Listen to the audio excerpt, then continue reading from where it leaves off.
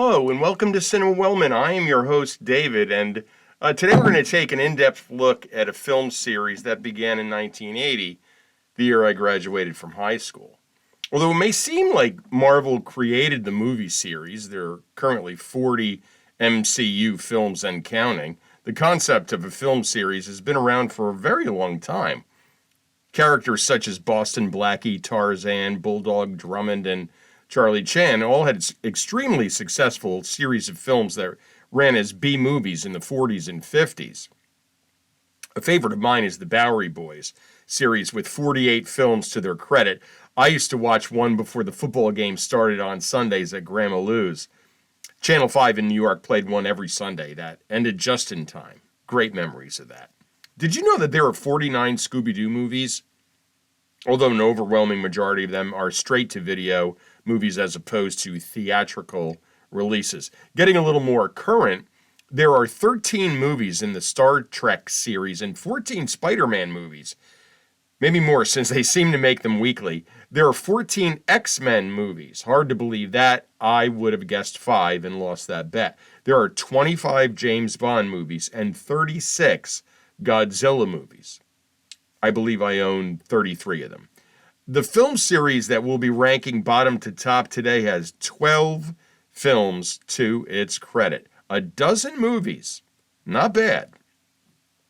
All of these have 11, so that's more than the Halloween series, Star Wars, Harry Potter, plus the Fantastic Beasts spin-off series, put those together. It's also more than the Fast and the Furious series, if you include Hobbs and Shaw. And you always include Hobbs and Shaw, unless the list conversation is about good movies. The all-time record belongs to a series of Kamen Rider films that I was not familiar with, so I did some research. Kamen Rider is a Japanese superhero appearing in TV shows and films, kind of like an older brother of the Power Rangers. According to the Wikipedias, there are 90 films in this series. We're not close to that today with today's Friday the 13th series, thank goodness, but we do have 12 to rank worst to best. I'm glad I tackled this project because I hadn't seen 9 of the 12, which surprised me. Now I can say that I've seen them all. For what that's worth. Not much, I'm afraid. Let's get started. So this is the very bottom. And I'm going to give you the film title, the year it was released, what film it is in the series. Remember, there are 12 of them. I'm going to give you the body count, and I'm going to give you the name of the final girl for every film. So just to get that out there so you know why I'm just rattling off stuff. Here we go. This is the very bottom from 1989, Friday the 13th, Part 8, Jason Takes Manhattan. So this is film number 8, body count of 20. Final girl is named Rennie. Jason is accidentally awakened from his watery grave to murder a lot of high school kids on a boat. That's the plot? Yes, I have that right. Who are these teens on a private boat? And the DJ on the radio conveniently talks about Camp Crystal Lake. Aren't they in New York City? The boat's anchor cuts an electrical wire, bringing the big guy back to life. They show the camp and New York City. Where are these kids and this boat? The ship hosting the senior class cruise is called the Lazarus. Hardy har har. The captain is an asshole, appears to be pushing his son, one of the seniors, into captaincy. There's also a rock video being recorded on board. What? Why? Well, it's never addressed. Heavy metal girl from that rock band is killed with her own guitar. Decent kill there, but unclear why Jason killed her. She wasn't covering a Nickelback song. There's a biology project due during this cruise? What kind of asshole teacher does that? Full disclosure, I once gave a test on a bus on the way to a field trip, so I'm quite possibly that asshole. Doesn't the rotted corpse of Jason smell? He's been in the water for a while. Can't they smell him coming? Jason harpoons the first mate and slits the captain's throat. When the hell is the taking of Manhattan taking place? The ship sinks. I must have missed that part. They go by lifeboat to New York City. Does Jason swim alongside? Is he hanging on to the boat? Jason prevented a rape, so that was a good deed. Just one more reason to root for him. Send him after all the rapists. Works for me. Jason was just shot 6 times, and now another guy decides to box him. Jason punches his head clean off. I cheered that kill. Obnoxious uncle is drowned in an alley barrel.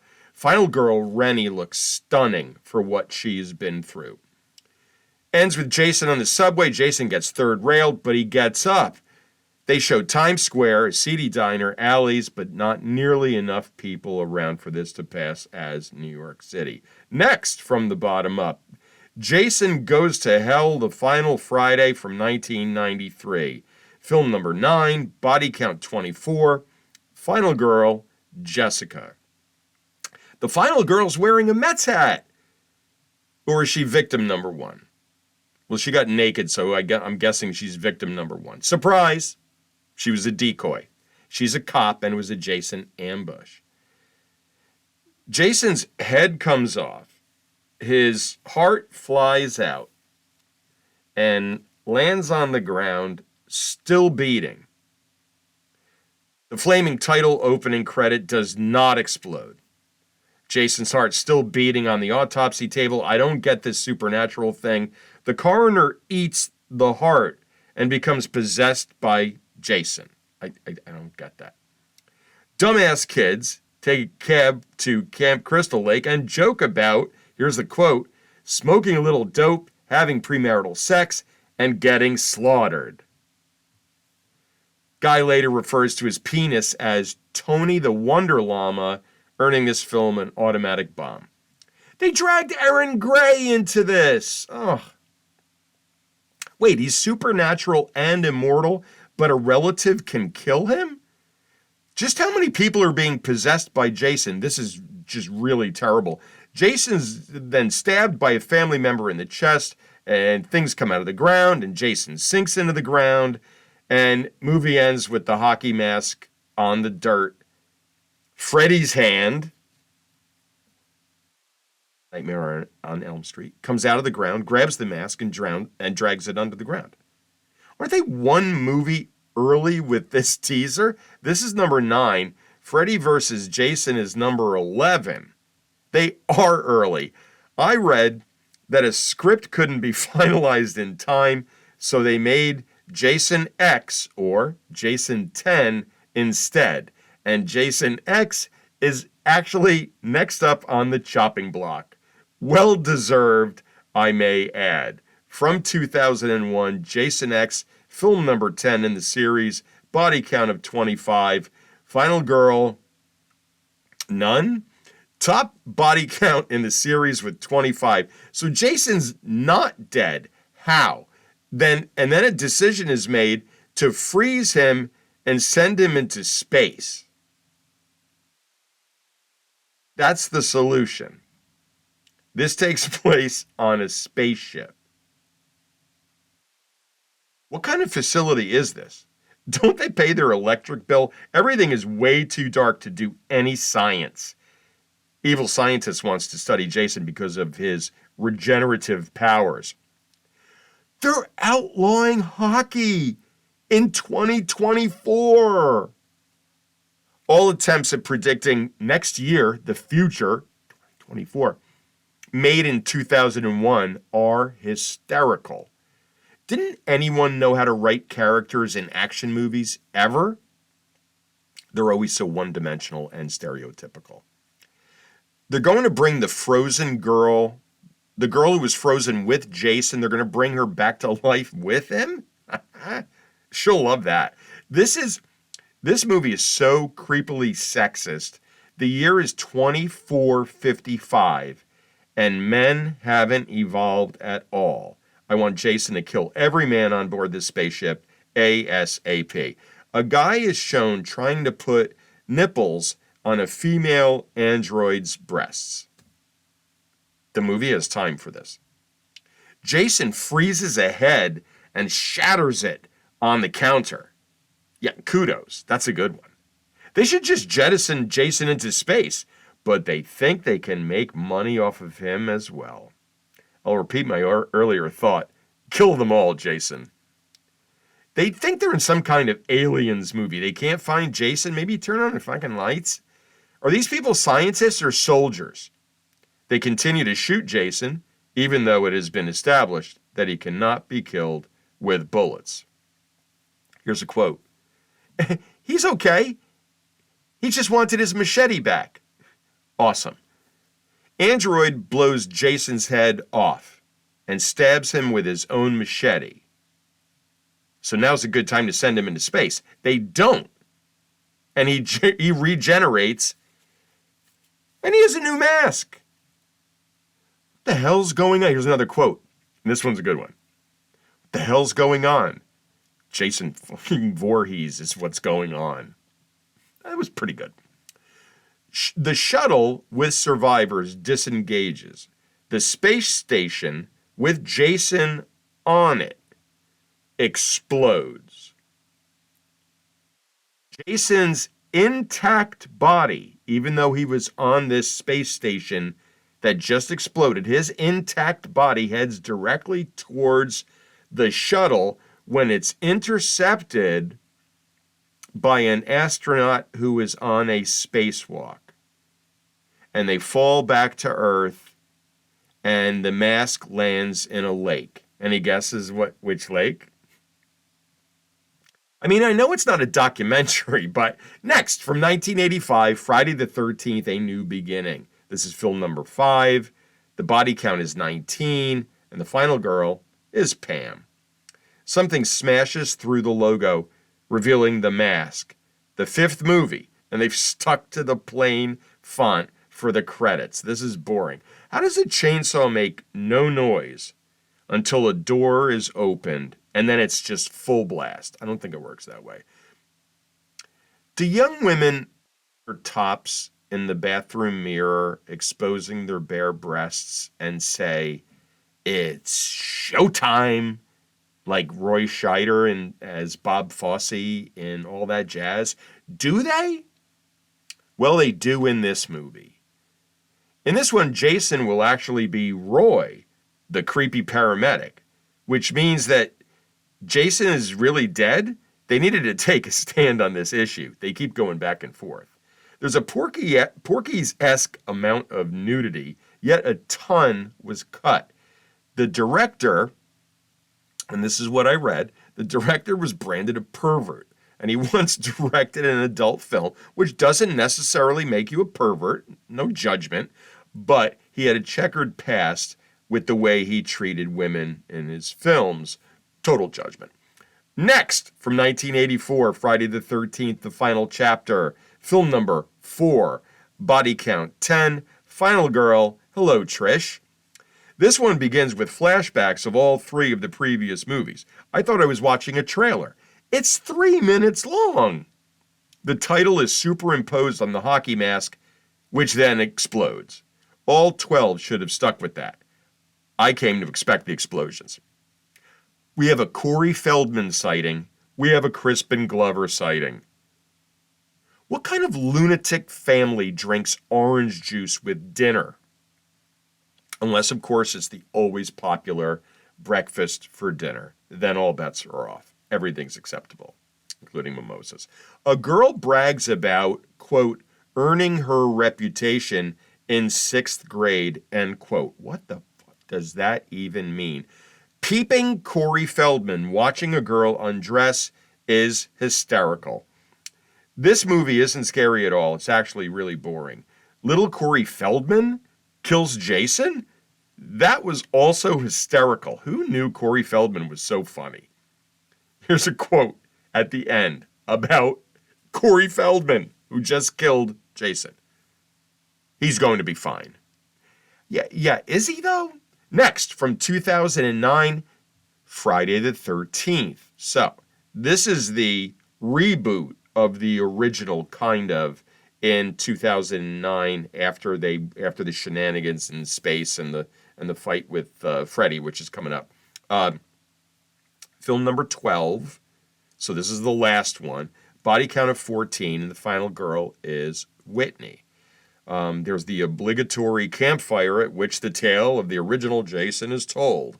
This is so slow and boring, even with topless water skiing. Add topless water skiing to the list of activities that get you killed in the Friday the 13th movies. Put that on the list. Thank you. Here's a quote from this very film. I have a better shot at punking a penguin than that girl. Were writers also on strike in 2009? And he doesn't say the word breasts, but he doesn't say that, but he says to a woman, "You are stupendous." Her response, instead of just kneeing him, is, "Thanks. You really know how to make a girl feel special." Did a 13-year-old boy write this script? Jason has a sweet axe throw in this film. He must have been in one of those bars where they throw that. Here's a quote. Jason, say hi to mommy in hell. I thought that was mean. Stabbed in the heart and then he dies? I thought he was unkillable. Body is dumped in the lake. Ends with him bursting through the dock and grabbing the girl. Why was this made? I ask you. Next, from 1982, Friday the 13th, Part 3, film number 3, obviously. Body count 12, final girl, Chris. The first 6 minutes of Part 3 is the last 6 minutes of Part 2. Title comes out of mom's severed head's eyes.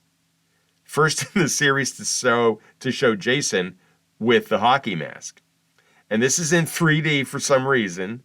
And seeing the 3D effects without the glasses is comical.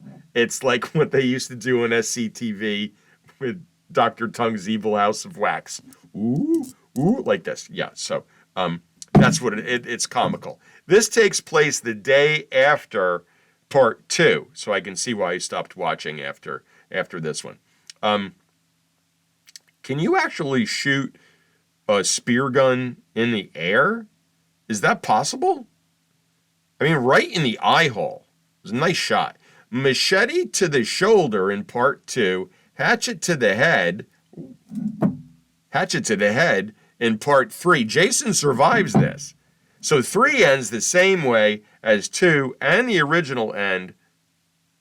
This time, mommy's in the lake. So wait, that's a dream and that's lazy script writing. Ends with Jason in the barn with an axe in the head. Sounds like a Clue game. Next, from 1988, Friday the 13th, Part 7. Obviously, film number 7. Body count 16. Final girl, Tina. And a boy? This is the most heavily censored film in the series. It was submitted 9 times before being changed from an X to an R. It features the longest Jason appears on screen unmasked. Jason sans mask? Yikes. It also set the record for the longest uninterrupted on-screen controlled burn in Hollywood history to date. Jason burns for 40 seconds. I imagine 40 seconds seems like an eternity when you're on fire.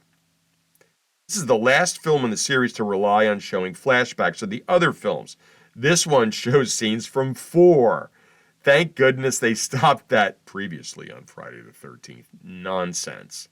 Since so many of these do contain flashbacks, I didn't understand the beginning of this one. I was like, yeah, get that, saw this, whatever. And then they got into something that was connected to it, and I said, what movie is this from? I don't remember it from the first half dozen of these. Shockingly, it was a new part of the story. Here's a quote. All right, you big hunk of man, come get me. End quote. Says a teen girl in a sleeping bag who is then dashed against a tree. Jason then goes all Jaws for a kill in the lake. Come on, Jason. He kills a good girl who didn't do anything but put on makeup to look more appealing for a boy. Is that where the bar is now? One scene shows three different young couples having sex. You have so many to choose from, Jason. Spare the good girl. And I usually root for you. Tina telekinetically tosses a potted plant at Jason that also contains a severed head. Not bad. Wait, hold on. Tina resurrects her dad who pops out of the lake and drags Jason back in, killing him? And there's a final girl and a boy? I have so many questions. Next, from 1981, Friday the 13th, Part 2. Obviously, film number 2. Body count, 9. Final girl, Ginny. The title doesn't break through the glass, it just explodes, and that has become the norm. It's so dumb that Jason is alive. Did he drown or didn't he? If they told Mom that he was alive, she wouldn't have gone all murdery in the first movie, would she? This is the only film in the series for which Roger Ebert wrote a print review. He wrote, after his review, quote, "This review will suffice for the Friday the 13th movie of your choice." Pretty close, Roger. Thumbs up.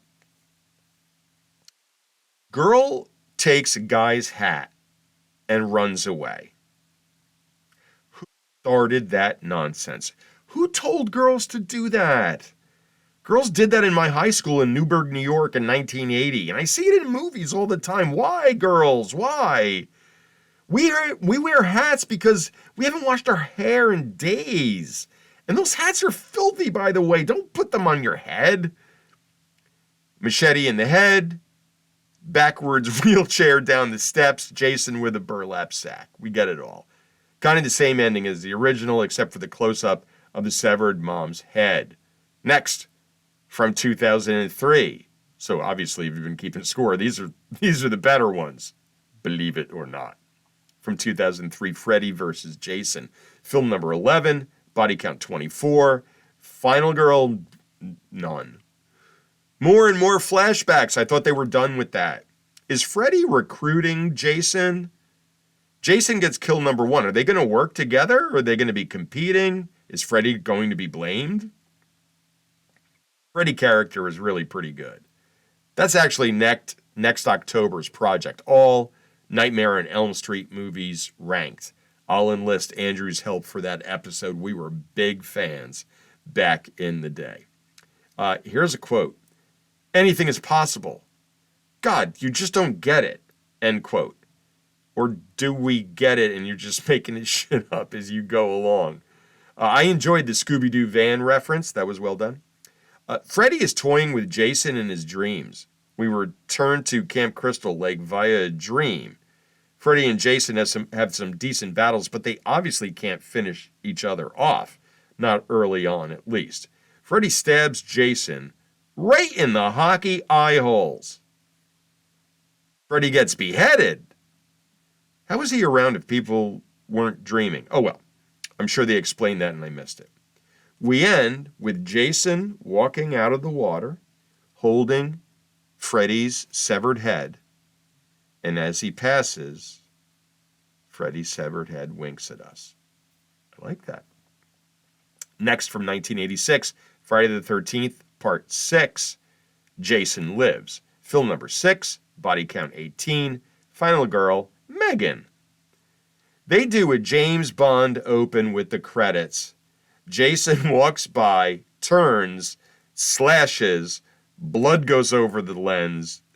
This alone made it stand out from so many of the previous films. It was wonderful. Tommy inadvertently brings Jason back to life. Come on, Tommy.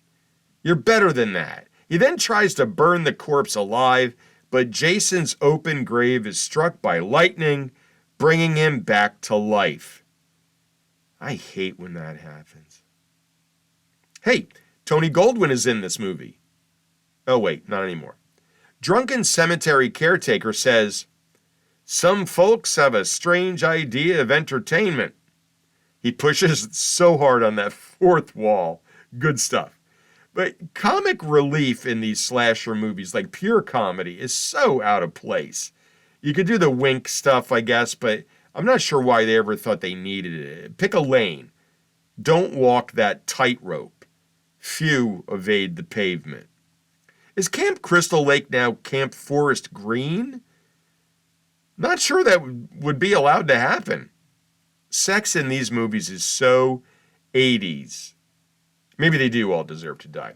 A character has time to read a book about the undead in order to fight Jason. Law enforcement is woefully incompetent. Attempts to return to the original with the ending. Here's the quote. It's over. It's finally over. Jason's home. Because he's in the water. Wait. People will still pay for this shit. Let it ride. Where's Jason under the sea? That should have been next. The producers were afraid of a PG-13 rating. God forbid everything's R in this series. So they amped up the violence, but no nudity. It's the only film in the series to feature absolutely no nudity, even though the director pressured one of the actresses to appear topless. Of course he did, because he was a creepy director in 1986. Next! From 1980, because it's our last one, Friday the 13th. Film number 1, body count of 10, final girl is Alice. Now, I have the least to say about this movie because it's the OG, and it is, by leaps and bounds, the best film in the entire series. If you enjoy horror movies and have yet to see this one for some reason, you definitely should. I know people that like horror movies, but they don't like slasher movies, and this is, obviously a slasher movie.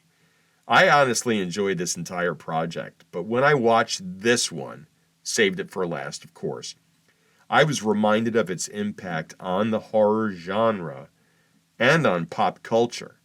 Jason and his mask are iconic. That mask, by the way, this mask, if you're watching on the YouTubes, is a 1970 Jacques Plante Elite Fibrosport Model 103 goaltender mask. Love you, Jacques Plante. He left us in 1986 when the series was a half a dozen films in. So I'm pretty sure he was told his mask was being worn by a fictional serial killer in an American slasher film series.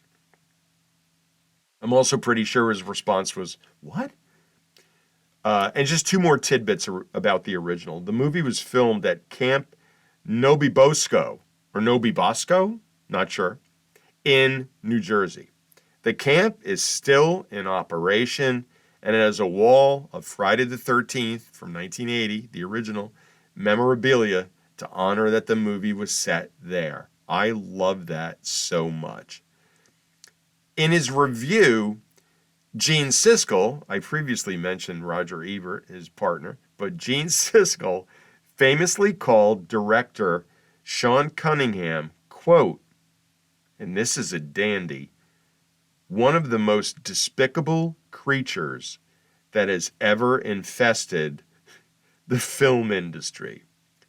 That is some hard cheese. I love the inclusion of the words creature and especially infested in Siskel's review. I really know nothing about Sean Cunningham other than he was the director of this movie, so I can't vouch for him. Siskel could have been right. That changes nothing about Friday the 13th being the best in the series that currently features 12 films. I've been reading that there's a 13th in the mix. I was promised 13 movies in this series when I was 18 years old, and by God, I will have it. Well, that's a wrap from here at Cinema Wellman as we celebrated Friday the 13th with a bottom-to-top rating of all 12 films in the Friday the 13th series. We hope to see you back again next week when we will return to our And Introducing series. Please join us for And Introducing 4 Oscar nominees. Oh, and I promise I won't wear the mask. And until then, take care.